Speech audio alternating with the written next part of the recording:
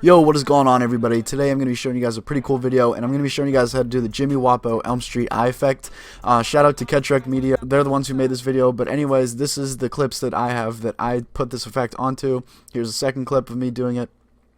And before we do this edit, I'm just going to tell you guys that this is actually a pretty easy effect to do in After Effects. Key to making this look really good and doing it in an easy and quick way is that you have to do it on footage that doesn't move around like that. So this second clip I have right here, it was just me standing there. And if you notice in the Elm Street video, whenever they do the eye effect, he's not moving around too much. So I'll talk about that a little bit more, but if you do want to put this on a clip where it's moving around more, like this clip I have right here, then you're gonna have to know what motion tracking is. And if you don't know what that is, I'm gonna link you guys a video on how to do it. It's actually pretty difficult and it's pretty lengthy, so I'm not gonna talk about that in this video. But if you do want to throw this clip onto just you standing still or not a lot of motion, I can show you how to do that. So keep that in mind whenever you're doing this. Okay, so this is going to be in After Effects. So first thing you're going to want to do is have your clip open in Premiere, or you can just open it up in After Effects. I like working through dynamic links, so I'm going to have my clip here in Premiere. This is just my raw footage. I color graded it just because this was shot in bad low light and it looks pretty bad. But anyways, I'm just using this clip as an example. So first thing I'm going to do is I'm going to right click it and I'm going to place with After Effects composition. You're going to see my After Effects start to blink in the bottom right and my clip turn pink. That means there's a dynamic link. Okay guys, so once you're in After Effects, the first thing that you're going to want to do is click on your clip, and then you're going to want to go up to Effect, and then you're going to want to go down to Distort and click Liquify. Okay, so now it's going to bring up this little tool thing. Click on this. This is the Bloat Tool. And then I'm just going to go down here and open these tool options. And the thing that you want to make sure you know is that if you do this, it's not going to look right, because once you go forward and forward, once you start moving a little bit, even if it's tiny motion like that, it's going to mess it up. As you can see, I moved just down a little bit because of my natural movement. You're taking it on a tripod, so it's absolute no motion, and try and stand as still as possible, but that's kind of unrealistic. So I'm going to show you guys a better way to do this without doing motion tracking. So if you want to do motion tracking for those crazy clips where you're moving around, like the clip that I showed you before my face clip, then you click on the link in the description. It'll take you to another tutorial found where you can do motion tracking and then link that together, but that's pretty difficult. Anyways, back to this.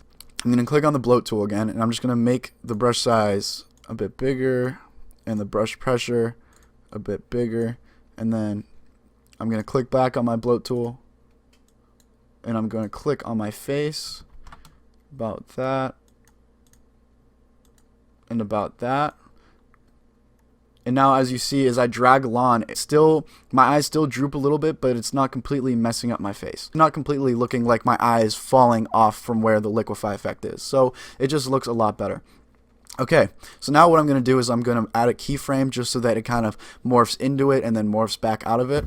So what you're going to want to do is come over to the point where you want it to be maximum size, and you're just going to click distortion percentage. So you want the distortion percentage to look like this at this point. So it's going to create a keyframe as soon as you click that little timetable, and it's going to be at 100%.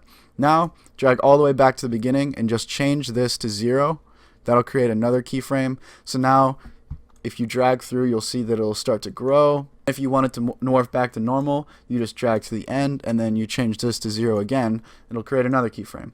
So as you can see, keyframe beginning at 0%, morphs up to 100%, and then morphs back down to 0%. Okay, so I'm going to click File, Save, and since I have a dynamic link, this is automatically going to change my clip in Premiere. So I'm going to click Play and show that to you.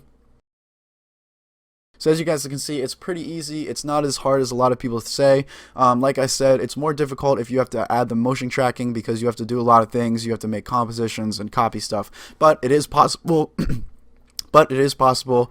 I did it for this clip over here. So if you guys want to go learn how to do the motion tracking, then go over to that video. I'll redirect it in the channel link. It's not from my channel, but it is a pretty good and in-depth tutorial. So it's really good for close-ups. It's really good for not a lot of motion, and it looks really cool. Anyways guys, I hope you enjoyed the video. Go watch that other tutorial if you want to learn the motion tracking. Thumbs up, subscribe, comment if you want to see more tutorials. I have a lot more in my editing tutorial playlist. If you want to see the original music video for Elm Street by Jimmy Wopo, it's also going to be in the description. Go follow him, subscribe to him, follow Kendrick Media, the people that did this video and edited the music video. I hope you guys enjoyed. Thanks for watching. I'll see you guys later. 'Cause in the valleys you won't find All these are long, holding down a trend.